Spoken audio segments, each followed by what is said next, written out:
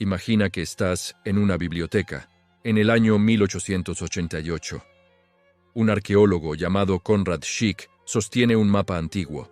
Los teólogos liberales de su tiempo se ríen del Evangelio de Juan. Es un libro de cuentos, dicen. Inventó lugares que no existen, como esa piscina de Bethesda con 5 pórticos. Pero Schick está a punto de clavar su pico en la tierra. Y lo que encuentre no solo probará que la Biblia tenía razón, sino que revelará un secreto arquitectónico que había permanecido oculto desde la época de Jesús. Hoy comenzamos una travesía por el capítulo 5 de Juan, pero no lo haremos como un devocional ligero. Lo haremos como detectives, como historiadores y como creyentes que buscan el impacto crudo de la realidad. Para entender lo que sucedió, debes comprender el escenario. Jerusalén, una ciudad de piedra dorada, alberga en su costado norte, junto a la Puerta de las Ovejas, un complejo de aguas que no se parece a ningún otro. La Puerta de las Ovejas no era una entrada cualquiera. Por ahí ingresaban los corderos que serían sacrificados en el templo. El suelo que pisaban los animales sagrados estaba manchado de sangre y polvo. Justo al lado de esa puerta, la naturaleza había creado un fenómeno extraño. El evangelista Juan, testigo ocular, describe el lugar con una precisión quirúrgica. Hay en Jerusalén, cerca de la Puerta de las Ovejas, un estanque, llamado en hebreo Bethesda, que tiene 5 pórticos. ¿5 pórticos? En el mundo grecorromano, los pórticos, columnatas, solían ser 4, formando un cuadrado perfecto. Pero aquí Juan habla de 5. Durante siglos, los escépticos señalaron esto como un error garrafal. Los judíos no construían así, decían. Sin embargo, las excavaciones dirigidas por Schick y luego por el padre Benoit en los años 50 revelaron la verdad. No era una piscina común, sino un complejo de 2 estanques separados por una pared central. Esa pared central servía como un 5.º pórtico, 4 alrededor y 1 en medio. La descripción de Juan era una fotografía hablada. Bethesda. La palabra en hebreo, Bet Hesed, significa casa de la misericordia o casa de la gracia. Pero al entrar allí, la misericordia parecía ausente. Los pórticos, que protegían del sol inclemente, se habían convertido en la sala de espera de la muerte. Juan nos dice que allí yacían multitud de enfermos, ciegos, cojos y paralíticos. No eran personas con un simple resfriado. Eran los desechos de la sociedad. Los ciegos que no podían ver el agua. Los cojos que no podían correr hacia ella. Los paralíticos que dependían de otros. El arqueólogo descubrió que estos pórticos tenían escaleras que bajaban directamente a las aguas. Pero lo más impactante era lo que sucedía en las profundidades. El texto, en sus versiones más antiguas, menciona que un ángel del Señor descendía de cuando en cuando al estanque y agitaba el agua, y el que primero descendía al estanque después del movimiento del agua quedaba sano de cualquier enfermedad que tuviera. Los críticos textuales han debatido si este versículo es original o una glosa explicativa. Pero la geología ha callado sus bocas. El complejo de Bethesda está construido sobre una fuente intermitente. Un fenómeno natural, un sifón subterráneo, causaba que el agua de repente burbujeara y se agitara con fuerza. Los antiguos, al no entender la hidrología, veían la mano de un ángel. Imagina la escena. Cientos de personas, con sus cuerpos torturados, esperando en silencio. De repente, el agua comienza a hervir. Es el momento. Todos se arrastran, se empujan, se golpean. Los más fuertes, los menos enfermos, tienen ventaja. Los débiles, los paralíticos, solo pueden escuchar el chapoteo de los demás mientras ellos quedan atrás. Era un lugar de desesperación disfrazado de esperanza. La Casa de la Misericordia se había convertido en una competencia de supervivencia. En medio de esa masa humana, un hombre llama la atención del autor del Evangelio. No sabemos su nombre, no sabemos su edad. Solo sabemos un número: 38. Había allí un hombre que hacía 38 años que estaba enfermo. 38 años. Para un judío culto, ese número no era casual. Moisés, en el libro de Deuteronomio, Recuerda que el pueblo de Israel vagó por el desierto durante 38 años, desde Cades Barnea hasta cruzar el arroyo Zered, hasta que pereció toda aquella generación de guerreros. Deuteronomio 2:14. Era el número del juicio, de la espera agotada, de la generación que murió sin ver la promesa. Este hombre era la representación viviente de Israel, atrapado en el desierto, incapacitado para entrar en el reposo de Dios, esperando bajo la ley, representada por los 5 pórticos, los 5 libros de Moisés, que no podía salvarlo. Durante 38 años, este hombre había llegado a conocer cada piedra del pórtico. Sabía a qué hora caía la sombra. Conocía el sonido de los pasos de los que llegaban nuevos y el silencio de los que se iban en una camilla, muertos. Había perdido la esperanza hacía décadas. Ya no era un enfermo que esperaba sanar, era un mueble más del lugar. Formaba parte del paisaje de la desolación. Pero ese día, algo diferente iba a suceder. Alguien caminaba entre los pórticos, alguien que no se apresuraba hacia el agua, alguien que no miraba la superficie del estanque, sino que miraba a los ojos de los hombres. Ese alguien se detuvo frente al mueble humano y vio algo que nadie más veía. No solo su parálisis física, sino las décadas de abandono, la soledad, la culpa quizás, y la resignación. El relato nos dice que Jesús vio a este acostado y supo que llevaba mucho tiempo así. Juan 5:6. Era un conocimiento sobrenatural. Entre cientos de personas, Jesús se dirigió directamente al que llevaba más tiempo, al más olvidado, al que ya ni siquiera pedía ayuda. Y entonces, rompiendo el silencio de los pórticos, Jesús lanza una pregunta que parece cruel. Una pregunta que solo el que no entiende el dolor haría. ¿Quieres ser sano? Juan 5:6. Ponte en su lugar. Has estado paralítico 38 años. Has visto el agua agitarse miles de veces sin poder llegar. Has visto a otros sanarse. Has vivido con la esperanza muerta. Y de repente, un extraño te pregunta, ¿quieres? La respuesta del hombre es desgarradora y reveladora. No dice, sí, quiero. No dice, por favor, ayúdame. Él responde con la explicación de su fracaso. Señor, no tengo quien me meta en el estanque cuando se agita el agua. Y entre tanto que yo voy, otro desciende antes que yo. Juan 5:7. Aquí está el diagnóstico del alma humana. El hombre no puede concebir la sanidad fuera del sistema. Para él, la única vía posible es el ritual, la competencia, el método Bethesda. Él necesita un hombre que lo cargue, necesita ser el primero en el agua. Su fe está puesta en el ángel y en el estanque, no en el que tiene el poder de dar la orden. Jesús, entonces, va a destruir el sistema, no va a ayudarlo a meterse en el agua. Jesús va a declarar una realidad que trasciende el método. Levántate, toma tu lecho y anda. Juan 5:8. Es una orden. Y es una locura. Le está pidiendo a un paralítico que haga lo que no puede hacer. Pero en la boca de Jesús, la orden crea la capacidad. El texto es quirúrgicamente breve en la descripción del milagro. Y al instante, aquel hombre fue sanado, y tomó su lecho y anduvo. Juan 5:9.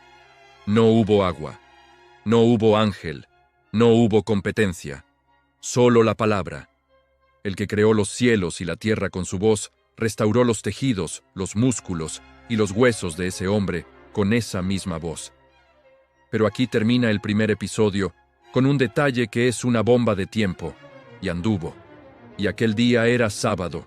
Juan 5:9. El milagro no solo había roto las leyes de la física, acababa de romper las tradiciones de los hombres.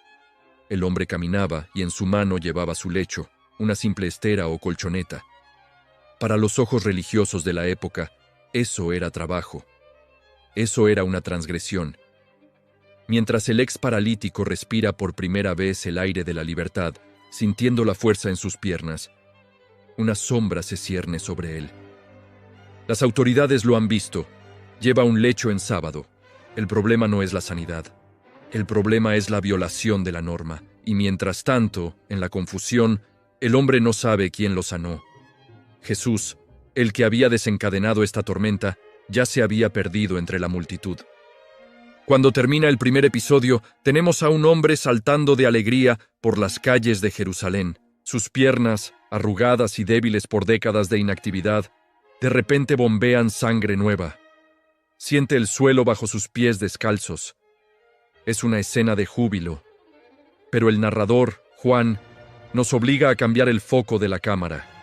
Ya no miramos al hombre sanado. Miramos a los fariseos, y lo que vemos en sus ojos no es alegría, sino la detección de un delito flagrante. El versículo 10 es escalofriante en su frialdad.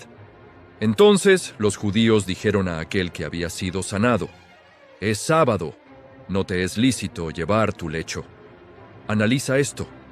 No hay una sola palabra de asombro. No preguntan «¿Cómo has sanado?». No se regocijan de que un compatriota, después de 38 años de sufrimiento, finalmente pueda caminar. Lo único que ven es una violación de la halajá, la ley oral. Según las tradiciones rabínicas, llevar algo de un dominio a otro o cargar un objeto pesado en sábado era considerado trabajo y, por lo tanto, pecado. El hombre, aún en su éxtasis, no se deja intimidar fácilmente. Responde con una lógica aplastante. El que me sanó, él mismo me dijo: «Toma tu lecho y anda». Juan 5:11. Es la defensa perfecta. Si el que tiene poder para hacer un milagro como este tiene autoridad para decirme que lleve mi camilla, entonces yo obedezco. Pero los líderes religiosos no entran en esa lógica. Ellos quieren nombres, quieren pruebas, quieren al hereje. Ellos preguntan: «¿Quién es el hombre que te dijo, toma tu lecho y anda?». Juan 5:12. Observa que en su pregunta omiten el milagro. Lo reducen todo a una orden ilegal. Aquí hay un detalle humano fascinante y conmovedor. El hombre sanado quiere cooperar. Quiere decirles quién lo hizo. Pero mira a su alrededor y se da cuenta de algo aterrador.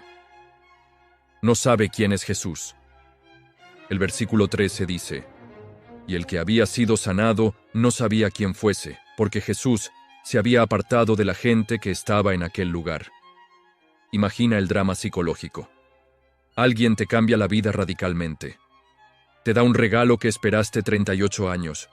Y no sabes su nombre. No sabes de dónde vino. No sabes a dónde fue. Es un encuentro con lo divino anónimo. Por un momento el hombre se queda solo, con su camilla en la mano, siendo interrogado por las autoridades, sin poder presentar a su benefactor. Los líderes religiosos probablemente lo miran con desprecio. Piensan que es un mentiroso o un loco. ¿Te sanaron y no sabes quién? Imposible. Se van, pero no olvidan. La maquinaria de la persecución ya está engrasándose. El objetivo ya no es el hombre, sino el desconocido que se atreve a sanar en sábado y encima ordena violar la ley. La escena cambia. De los pórticos ruidosos de Betesda pasamos al templo. Es el lugar natural al que un judío piadoso iría después de un evento importante para agradecer a Dios. El hombre sanado está allí, probablemente ofreciendo algún sacrificio de acción de gracias. Y entonces, entre las columnas del templo, se encuentra de nuevo con aquellos ojos que ya había visto una vez. Es Jesús. Este es el segundo encuentro, y es teológicamente más profundo que el primero. Jesús lo encuentra y le dice: «Mira, has sido sanado. No peques más para que no te venga alguna cosa peor». Juan 5:14. Estas palabras abren un abismo de misterio. Primero, Jesús asume una conexión entre el pecado y la enfermedad. No dice que toda enfermedad sea causada por un pecado específico, pero en este caso parece haber una relación. La advertencia «no peques más» implica que la vida de pecado anterior pudo haber tenido algo que ver con sus 38 años de sufrimiento. Segundo, Jesús menciona una cosa peor. ¿Qué puede ser peor que 38 años de parálisis? La respuesta, en el contexto del Evangelio de Juan, es la condenación eterna, la separación definitiva de Dios.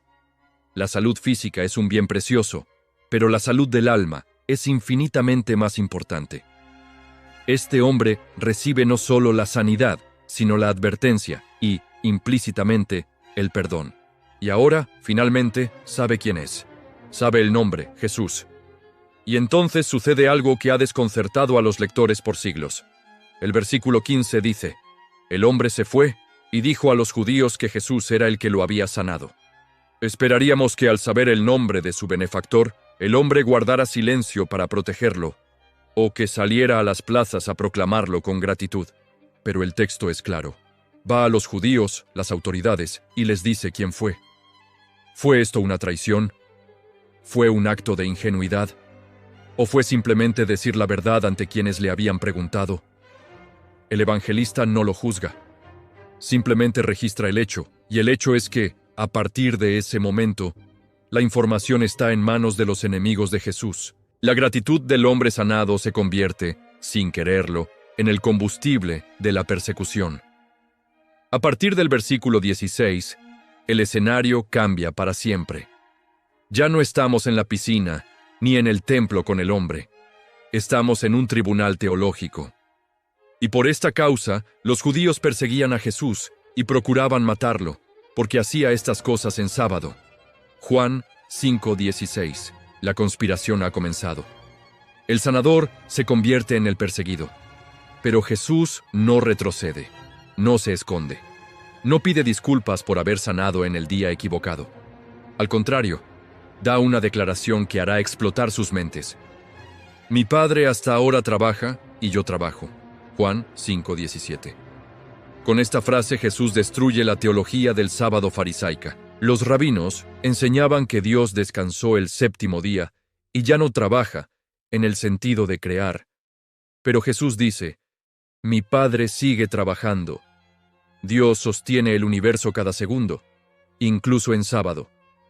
Él permite que los niños nazcan y que los ancianos mueran en sábado. Su obra de misericordia no cesa, y Jesús, al sanar, está haciendo exactamente lo mismo que el Padre, una obra de misericordia. Pero la última parte es la que sella su destino. Y yo trabajo. Él se coloca al mismo nivel que Dios, haciendo la misma obra, con la misma autoridad. El versículo 18 es el resumen del fiscal. Entonces, por esto, los judíos aún más procuraban matarle, porque no solo quebrantaba el sábado, sino que también decía que Dios era su propio Padre, haciéndose igual a Dios. Los judíos lo acusan de blasfemia, de hacerse igual a Dios. La sentencia, aunque no se ha ejecutado, ya está dictada en sus corazones. Pero lo que Jesús hace a continuación no es una negociación. Es, quizás, la declaración más imponente de su divinidad en todo el Nuevo Testamento. Él no niega la acusación, al contrario, la explica y la amplifica. De cierto os digo, no puede el Hijo hacer nada por sí mismo, sino lo que ve hacer al Padre. Porque todo lo que el Padre hace, también lo hace el Hijo igualmente. Jesús expone una unidad de acción perfecta. Él es el ejecutor visible de la voluntad invisible del Padre. Y luego, suelta verdades que helarían la sangre de cualquier rabino de la época. Afirma que tiene el poder de dar vida, igual que el Padre. Afirma que el Padre le ha dado todo el juicio. Afirma que el honor que se le debe a Él es exactamente el mismo que se le debe al Padre. Y afirma que quien oye su palabra y cree en Él, tiene vida eterna. Se presenta como la única puerta a la salvación. Básicamente, Jesús está diciendo: me acusan de violar el sábado, pero yo soy el Señor del sábado. Me acusan de hacerme Dios, y tienen razón, pero no me he hecho, lo soy. Y si no me honran a mí, no están honrando al Padre. Para terminar, apela a los testigos, como en un juicio judío. Presenta 4. Primero, Juan el Bautista, quien dio testimonio de la luz. Segundo, sus propias obras, los milagros que demuestran que el Padre lo envió. Tercero, Dios el Padre mismo, que habló desde el cielo en su bautismo. Y cuarto, las Escrituras, que ellos estudiaban buscando vida, pero que en realidad hablaban de Él. Y entonces lanza la acusación final: no queréis venir a mí para que tengáis vida. El problema no era intelectual, era de voluntad, era espiritual. Simplemente no querían. El sanador ha sido juzgado y ha declarado su divinidad. Pero sus acusadores, lejos de convencerse, se endurecen aún más. La brecha es insalvable y la cruz empieza a dibujarse en el horizonte. Han pasado los siglos. Jerusalén fue arrasada por los romanos en el año 70. El templo, ese majestuoso edificio que el hombre sanado visitó para agradecer, se convirtió en un montón de escombros humeantes. La Puerta de las Ovejas ya no existe. La ciudad ha cambiado de nombre, de religión y de dioses varias veces. ¿Qué pasó con el lugar del milagro? ¿Qué fue de la piscina de Betesda? En el siglo II, el emperador romano Adriano, decidido a borrar el judaísmo, reconstruye Jerusalén como una ciudad pagana llamada Aelia Capitolina. Y justo sobre el lugar donde los enfermos esperaban, donde los 5 pórticos albergaban la desesperanza, los romanos construyen algo escalofriante: un santuario dedicado a Asclepio, el dios griego de la medicina. Los arqueólogos han encontrado allí inscripciones paganas y estatuas de dioses sanadores. Es una burla. El lugar donde Jesús mostró la misericordia del Padre se convierte en un centro de culto pagano. Pero hay algo que no pudieron borrar: la memoria. La tradición del milagro permaneció viva en los cristianos que huyeron, y cuando el Imperio Romano se vuelve cristiano en el siglo IV, los peregrinos empiezan a llegar. Un viajero del año 333, conocido como el Peregrino de Burdeos, escribe en su diario que ha visto una piscina donde el Señor sanó al paralítico. Eusebio de Cesarea, el historiador, describe el lugar con precisión: Betesda, piscina de 5 pórticos. La memoria era más fuerte que la destrucción. En el siglo V, la emperatriz Eudocia ordena construir una gran basílica bizantina sobre las ruinas del santuario pagano. Los constructores excavan y redescubren las viejas piscinas. Levantan la iglesia justo sobre el muro central, el famoso quinto pórtico, para que los fieles pudieran mirar hacia abajo y ver las aguas del milagro. Luego llegaron los cruzados en el siglo XII. Construyeron una nueva iglesia, más pequeña y robusta, la iglesia de Santa Ana, dedicada a la Madre de María. Esa iglesia, una joya arquitectónica, todavía está en pie hoy, pero con el tiempo, el conocimiento se perdió de nuevo. La iglesia cambió de manos, se convirtió en una escuela coránica, y el lugar exacto de la piscina quedó sepultado bajo escombros y jardines, hasta que en el siglo XIX, la pala del arqueólogo vuelve a abrir la tierra. Pero uno de los hallazgos más emocionantes ocurrió lejos de allí, en una cueva cerca del Mar Muerto. Entre los famosos rollos de Qumrán, se encontró el rollo de cobre, una extraña lista de tesoros escondidos escrita en metal.